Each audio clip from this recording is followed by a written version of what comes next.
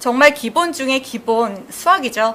AP 프리칼, 칼큘러스 AB, BC 5점 맞는 비법 가지고 계신 저희 조 선생님이십니다. 이제 온라인 시험으로 변화된 제도에 대해서도 다시 한번 짚어주시겠습니다. 선생님 부탁드려요. 저는 고등학교 때 캐나다로 이민을 가서 캐나다에서 고등학교를 졸업하고 대학을 졸업하고 그 다음에 한국에 잠시 와서 외고에서 3년 이상 수업을 한 후에 계속 대표 강사 혹은 학원을 운영하면서 수학 지도를 했습니다. 자세한 내용은 이걸 참고를 하시고요.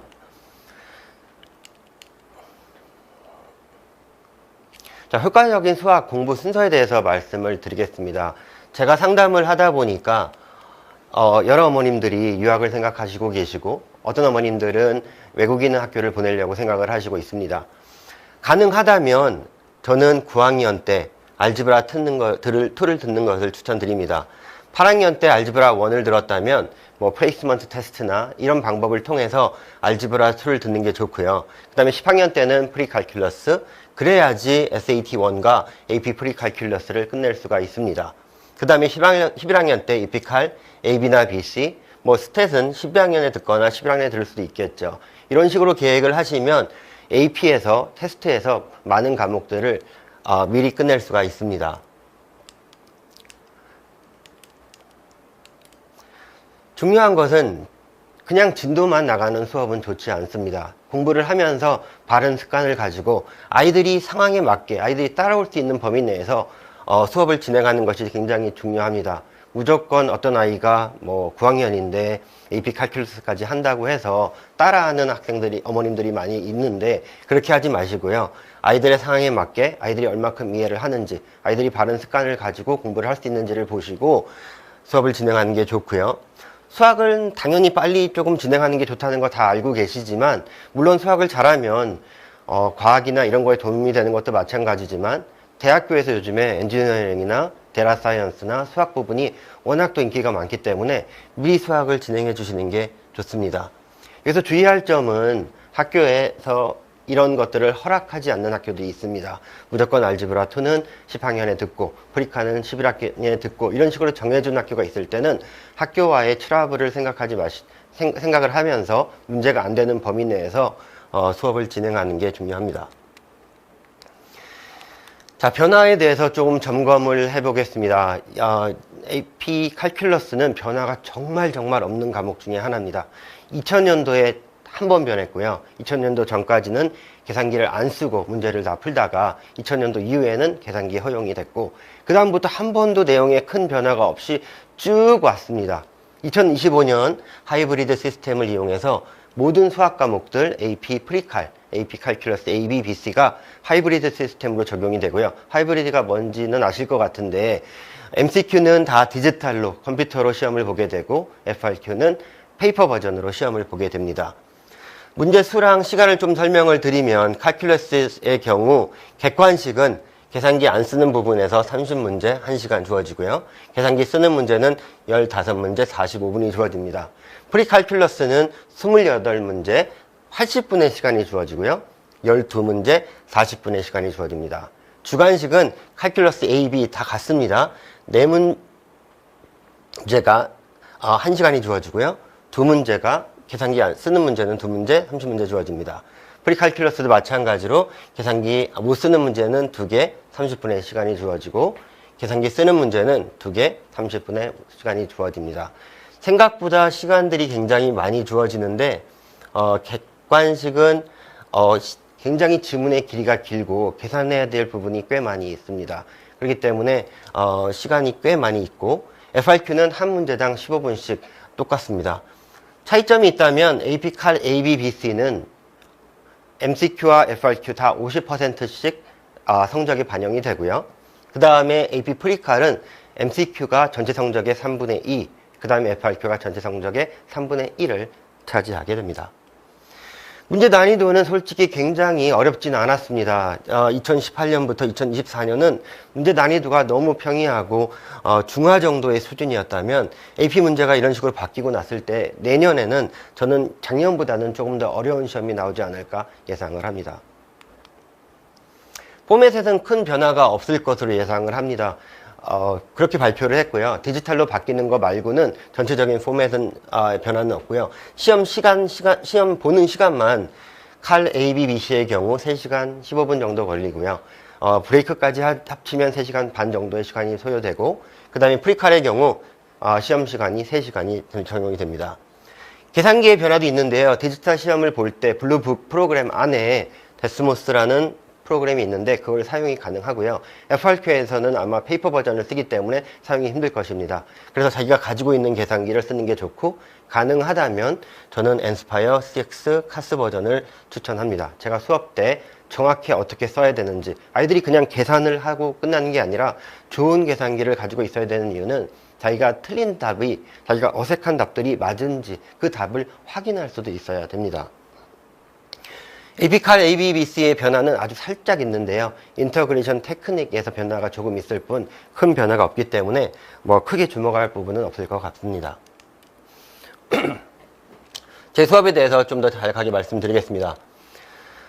제일 중요한 거는 머티리얼입니다. 어떤 머티리얼을 가지고 공부를 하냐가 굉장히 중요한데, 대부분의 선생님들이 뭐 패스트 페이퍼로 수업을 한다 이렇게 말씀을 드리지만, 시험의 적중률이 높은 문제로 수업을 진행하는 것이 굉장히 중요합니다.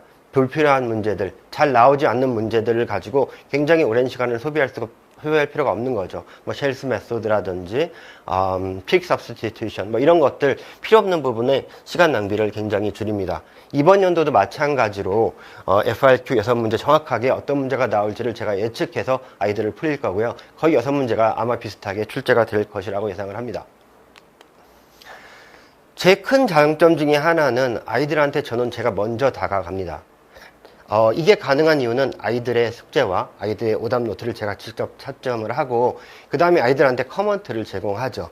그렇기 때문에 아이들과 매일매일 숙제할 때마다 아이들과 대화가 가능합니다. 그렇기 때문에 아이들이 얼마나 잘하고 있고 얼만큼 어려워하는지, 뭘 어려워하는지를 파악할 수 있고, 그거를 가지고 아이들한테 대화를 하는 거죠. 너 이 부분 문제 있으니까 다시 해라.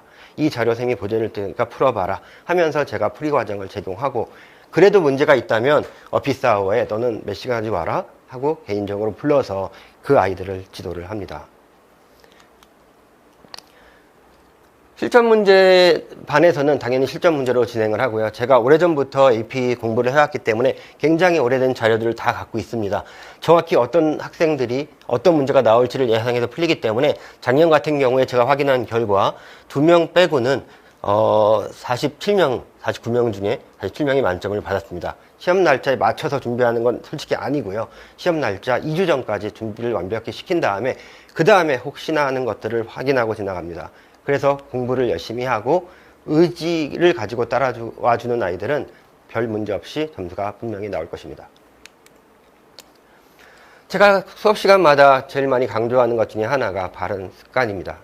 결과적으로 바른 습관을 가진 아이들이 꼭 성적을 내더라고요. 바른 습관이 뭐냐면, 문제가 어렵게 나왔을 때, 오늘 방금 제가 수업을 하고 지금 들어왔는데 할 때마다 아직도 습관이 잘 안 바뀌는 아이들이 굉장히 많습니다.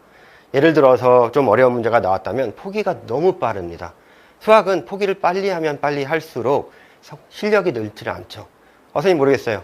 바로바로 가르쳐주고 바로바로 답을 봐버리는 학생들은 실력이 늘지 않습니다. 어렵더라도 꾸준하게 노력하고 그 문제를 스스로 풀어낼 수 있어야 됩니다. 선생님 괜히 선생님 시킨 대로 공부하다가 이 문제 하나 가지고 30분 풀었습니다. 시간이 너무 아까워요. 아깝지 않습니다. 그런 방법을 통해서 아이들이 더 발전하고 더 응용력이 늘어갈 것입니다. 두 번째는 완벽을 추구하는 습관입니다. 어머님들 맨날 말씀하시죠. 아이들한테 실력도 실수도 실력이야. 맞습니다. SAT1 같은 경우 퍼펙션을 요구합니다. 44개의 문제 중에 44개를 다 맞춰야 되는데 그걸 못해서 이렇게 SAT의 경우에 고전하는 학생들이 많이 있습니다. 이렇게 완벽을 추구하는 습관을 가지고 공부를 해야 되고요. 그 다음에 무조건 도전을 해야 됩니다. 내 점수가 80점이야? 그럼 난 90점을 받을 거야. 나 SAT 점수 710점 나왔어? 난 이번에 700 후반대를 만들 거야. 도전만 하고 성취를 못하면 안 되죠. 도전과 성취는 하나로 이어져야 됩니다. 그런 습관을 가지고 있어야지 잘하는 아이가 될 수 있겠죠. 구글 클래스 운영합니다. 구글 클래스에서는 제가 수업했던 모든 자료 당연히 BOD로 올라가고요. 아이들이 그걸 보면서 다시 공부할 수 있고, 그 다음에 오피스 아워 발표해서 언제 와라. 질문 있는 사람들 이번에 시험 많이 틀렸으니까 혹은 숙제 많이 틀렸으니까 질문 좀 하자 해서 제가 개인적으로 약한 학생들은 추가로 문자를 보내서 아이들을 불러오게끔 만듭니다. 그리고 필요한 자료들은 수업에서 나갔던 자료들은 구글 클래스에 올려서 아이들이 그 자료들을 보면서 다시 한번 공부할 수 있게 하고요. 답지까지 같이 올려드립니다. 수업이 끝났다고 그냥 끝이 아닙니다. 수업이 끝나고 나서도 저는 추가적인 자료를 구글 클래스 말고 유튜브에서도 올려드리고요. 메이커스 채널을 통해서 알려드립니다. 뭐 SAT 시험 전에 이 문제들을 좀 한번 봤으면 좋겠다 하는 자료들이 있다면 제가 찍어서 올려드리고요. 어떤 문제 같은 애들 오답노트를 이렇게 하니까 너네 계속 잊어먹어서 프리칼큘러스라든지 뭐 알지브라 2를 저는 3번 들었어요. 뭐 이런 다양한 얘기들이 나오는데 그런 게 필요 없게끔 공부할 수 있게 하고 이번 11월 달에 올라간 자료입니다. AP 칼큘러스를 공부하는 학생들이 유닛 1 to 5에서 시험을 봅니다. 저가 잘하고 있는지 모르겠어요. 혹은 내가 지금까지 배우고 있는 부분이 문제가 있는지 없는지 잘하고 있는지를 한번 확인해 보라고 제가 이렇게 자료를 올려드렸고요. 그 다음에 영상 뭐 1탄, 2탄을 나눠서 올려드려서 뭐 한번 제가 수업을 어떻게 하는지 아이들과 어떻게 이런저런 얘기를 하는지를 뭐 참고해 보실 수도 있을 것 같습니다. 지금 메이커스 채널 안에 있는 것으로 알고 있습니다. 이런 식으로 아이들과 대화를 솔직히 많이 하는 편입니다. 제 생각에는 뭐 저는 카카오 아무 때나 문자 보내라고 합니다. 새벽 3시 좋습니다. 제가 자고 있겠죠. 그러면 저는 그 다음날 답변을 합니다. 뭐 아이들이 미국 시간이기 때문에 뭐 다를 수도 있고요. 그렇기 때문에 편하게 문자를 해라. 그 다음에 쌤이 체크할게 하면서 얘기를 합니다. 그럴 경우에 아이들하고 그렇게 대화를 많이 하는 편이니까 많은 문자를 솔직히 받습니다. 어떻게 해서 나왔어요? 뭐가 어려워요? 뭐 이런 고민들 되게 많이 얘기를 하죠. 좋은 예시가 있어서 제가 한 명 소개해 드리겠습니다. 이름을 이렇게 없앴어야 되는데 제가 급하게 하느라고 들어갔는데요. 이 학생의 경우 실장님이 저한테 얘기를 했습니다. 선생님, 이 학생은 AP 프리칼큘러스를 안 하고 들어왔습니다. 그냥 칼큘러스를 한다고 하는데 어머님도 우기시는데 이 학생은 저희 수업에 들어도 되겠습니까? 제가 보고 판단하겠습니다. 그래서 이 학생을 제가 수업을 했습니다. 수업을 하고 말씀을 드렸죠. 애기한테 야, 너 왜 트리고노메트리 하나도 모르니? 저 IB 학교에서 왔고 저 독일에서 와서 너무 안 배운 게 많습니다. 어떡할까요? 선생님, 그렇지만 저는 열심히 하겠습니다. 저 이때 또 한 번 알았습니다. 의지를 가지고 공부하는 학생들이 무조건 성공할 수 있습니다. 아이가 어려워서 매일 와서 매일 오피스아워에 와서 질문을 하고 해서 솔직히 굉장히 귀찮았지만 굉장히 보람이 있었습니다. 왜? 결과적으로 이 학생은 점수를 만들어냈고 그거에 굉장히 감사했기 때문에 저는 그거로 무조건 만족을 하는 거죠. 또 한 번의 학생은 이런 학생이 있습니다. 저는 문과 학생입니다. 괜히 BC를 했나 봐요, 선생님. 전 AB로 바로 바꿔야겠습니다. 중간중간에 포기가 빠른 학생들이 굉장히 많습니다. 저는 그 학생을 보고 조금만 더 해보자. 응? 이렇게 해보자. 자꾸 유도했습니다. 이렇게 유도를 하다 보니까 어려워했고 시험 끝나고 나서도 뭐가 좀 약했는데 너무 어려웠어요 했는데 제가 계속 문제풀이를 해왔기 때문에 이 학생이 점수가 어느 정도 나올지가 파악이 됐던 거죠. 그래서 나올 거야 걱정하지 마. 결과적으로 이렇게 점수를 만들어냈습니다. 의지를 가지고 끝까지 열심히 하는 학생들은 칼큘러스까지는 큰 문제 없이 점수를 만들어낼 수 있는 거죠. 이건 SAT 후 요번 8월, 10월, 11월 시험 후에 아이들과 얘기했던 내용인데요. 제가 어느 부분 시험이 많이 나온다. 저번 설명에도 말씀드렸고 그런 시험에 대해서 많이 나왔던 것들에 대해서 아이들이 너무 감사해하고 이렇게 좋아하는 문자들을 많이 받았습니다. 제가 아까 말씀드린 대로 저는 문자 수업을 하다가 이렇게 끝나고 그냥 그렇게 끝나지 않습니다. 아이들이 특히 연락이 오거나 질문을 개인적으로 하거나 하는 학생들이 있다면 저는 계속 아이들하고 얘기를 합니다. 그런 거에 대한 고민도 얘기하고 며칠 전에 받은 문자가 하나가 있어서 그것도 한번 소개해 드릴까 합니다. 대학교 졸업한 학생인데요. 이 학생 기억이 딱 납니다. 재원이라는 학생인데 웨이팅에 걸렸습니다. 얼마나 고민이 많았겠습니까? 대학 다 떨어지고요. 7월 달까지 웨이팅 걸려서 유학생들이 안 하는 재수를 유학생이 할 뻔했습니다. 그런데 이 학생은 7월 달에 웨이팅이 풀려서 UC 버클리 들어갔죠. 지금 졸업을 했는데요. UC 버클리 한인 중에 부회장까지 갔던 학생입니다. 그만큼 성공적으로 아이가 대학을 잘 졸업했고 그 이후에 뭐 감사하다는 한번 만나서 봤는데요. 너무 아이가 좋은 대학을 가고 나니까 잘 컸습니다. 너무 이런 문자들을 보내주는 것 자체가 너무 뿌듯하고 선생님 입장으로서 굉장히 보람을 느끼게 되는 거죠. 잔소리 굉장히 많이 합니다. 잔소리꾼이죠, 제가. 오답 노트로 완성되는, 오답 노트는 이렇게 해야 된다. 자꾸 말씀을 드립니다. 그런데도 안 하는 학생들이 많고, 그런데도, 엉터리로 하는 학생들이 많지만, 뭐 저는 최대한 노력을 하죠. 이런 식으로 오답 노트를 해야 되고, 이렇게 만들어 오고, 이게 좋은 샘플들입니다. 이 동그라미까지 다, 6가지가 다 들어가 있고요. 이 동그라미는 몇 번 내가 이거를 다시 리뷰할지, 오답 노트는 노트입니다. 그렇기 때문에 이걸 하고 다시 보려는 습관을 가지는 게 굉장히 중요하고요. 잘못했을 경우에 이거 요번에 학생 11학을 아직도 계속 얘기하는데도 이런 식으로 오답 노트를 한 학생이 있습니다.